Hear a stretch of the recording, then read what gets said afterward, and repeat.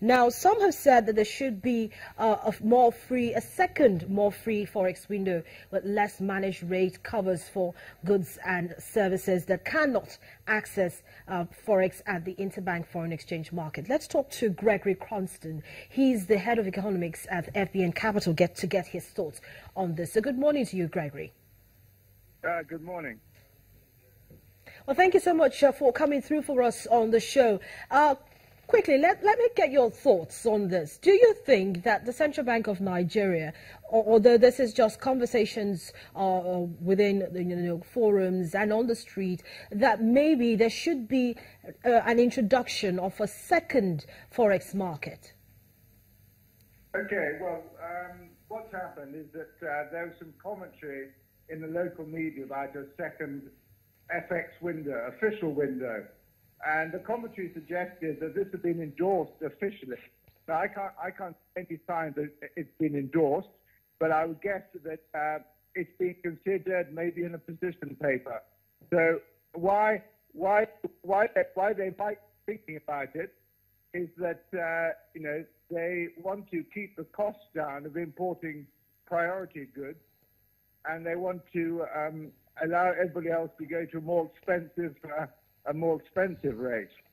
So, I mean, it's been tried before in different countries, and it wouldn't be a big surprise if they were thinking about this, because, as we know, the CBN likes to operate with more than one window.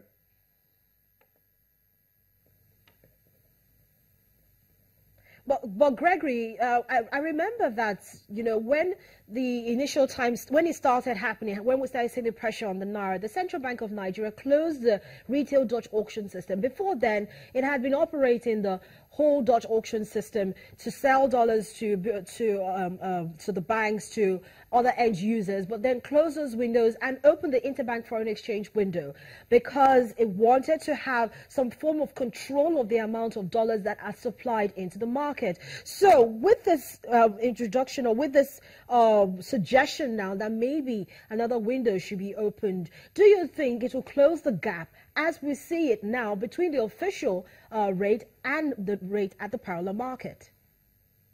Okay, well, just the first thing to say quickly is that if both windows are not properly regulated, then there will be what the central bank calls speculation, round tripping, and it wouldn't work. However, if they were to do it at the second window, the reasons for the second window would be similar to the reasons for devaluing. In other words, some the foreign exchange will come into the market who currently are outside the market, or they have more incentive to get involved, like non-oil exports, for example, also some maybe some portfolio investors, but the portfolio investors basically, I don't think, like the idea of a second window. So I think it wouldn't be a bad idea. It wouldn't be a surprise if they tried it, but even the second window is not going to generate the supply of foreign exchange, which will compensate for the loss of the oil revenues, which on an annualized basis is something like $50 billion. At the end of the day, we do not really need a second window because a system of two windows is more suited to an economy in which you have exports that's sensitive to the exchange rate at the time. I didn't fully hear the question, but I think I guess what it was. So, the second window is a way of sort of keeping some of the critics swoop, if you like, but at the same time maintaining the current rate for priority imports like petroleum products, government debt repayments, and if resources allow, some imports of inputs for manufacturing. Some imports, not all. All right, so let me ask you the question again. If a second window is reintroduced, do you think that it will close the gap as we see it now between the official and the parallel market? Will it also mean that we'll have ample supply of the greenback or forex in the market? Okay, well, look, these parallel market rates, I don't know where they come from, and they move around so quickly that I'm a bit skeptical. Obviously, and the reason they move around so quickly is I think there are issues about supply. I don't think there's much supply at those rates. So would a second window close the gap? Well, up to a point it would, but it's certainly not going to close the gap because some of the demand will be unmet by both official windows.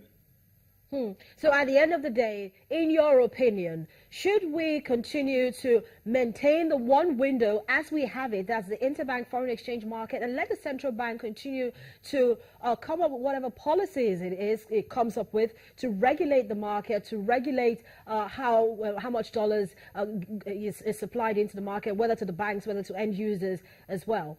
Or should we see more inclusion of some certain items that should be totally prohibited from accessing Forex from the interbank foreign exchange market? Well, some people have been saying they should add to the list of 41 items.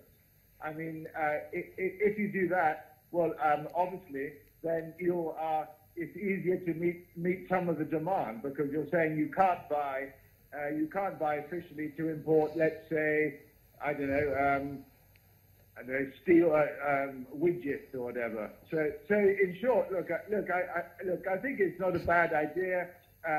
I wouldn't be surprised if they're thinking about it, but it's not going to solve all the problems. Well, Gregory, somehow you're trying to evade that question, but I'm going to ask you again.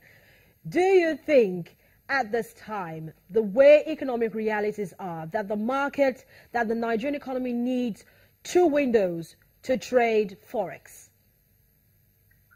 Okay, well, no, I answered the answer before. The answer is a second window is going to solve some of the problem, but there's still a huge gap. That's the answer. And a second window will go some way towards closing the gap on demand. As for the rate, the second window is not going to end the parallel market by definition because it won't generate enough foreign exchange for the two official windows. Gregory, thank you so much for joining me on the program this morning and sharing your thoughts as well on this particular issue.